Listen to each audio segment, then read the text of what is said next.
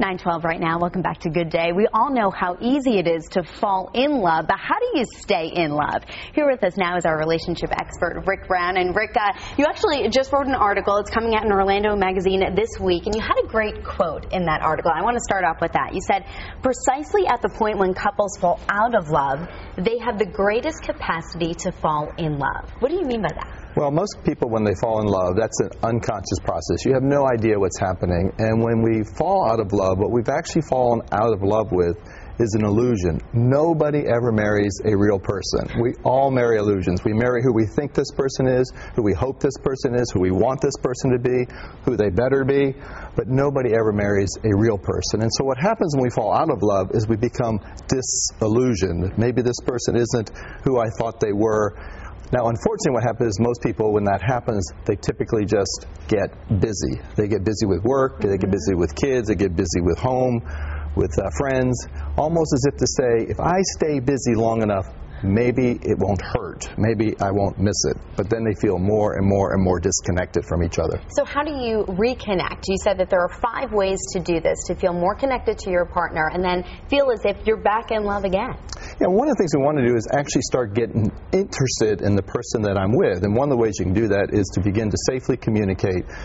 The first thing you do would be to mirror your partner. That is, to really say back to them what they're saying to you. For example, I remember this couple came in to see me, and the wife was saying that she felt so frustrated with their marriage, like they weren't going anywhere.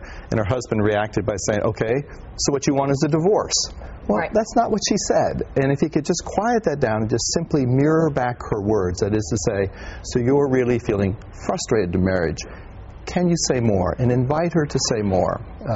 Then the second piece is if you listen long enough, usually you can go on and validate. That is, to make sense out of what they're saying. You can see where they would say that.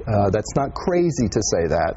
And so you validate your partner. So repeat back what they're saying to you. Right. Validate their concerns by opening up your mind to say, you know what, this is a possibility. I understand where they're coming from. That's right. And it may not be how you see it. It may not be what you agree with, but can you see where they could say that? Most of us, if we listen long enough, most of us don't really live with crazy people.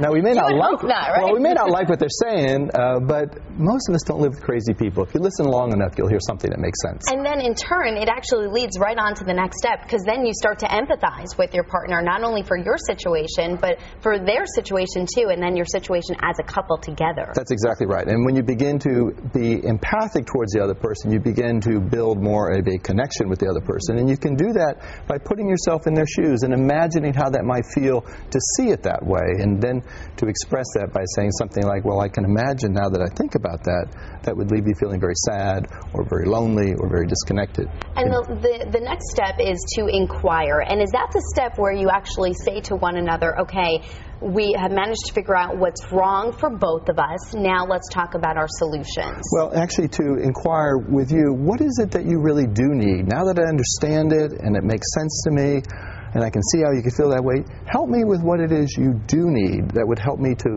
meet that need. And you begin to be very specific about that. I'd like you to spend one night a week with me, or I'd like you to spend more time with me, or I'd like you to talk with me when we sit down. Mm-hmm. Tell me what it is you need from me. The last one is stretch, and what do you mean by that? Well, that's the hard one, because what your partner's going to be doing is actually inviting you to grow. So by their requesting what they need, they're going to actually pull on you to do something different, to change, if you will. And I would argue that that change is actually going to be good for both of you. It's going to help your partner get what they need, but it's also going to help you grow and become the kind of person that you really were meant to be, somebody who can be all those things, that can be attentive, available, understanding, caring, empathic. So that's great information. Rick Brown, thank you so much for coming in. We really appreciate it. And that article is coming out in Orlando Magazine this week. We appreciate it so much. Thank you. Good to be with you again.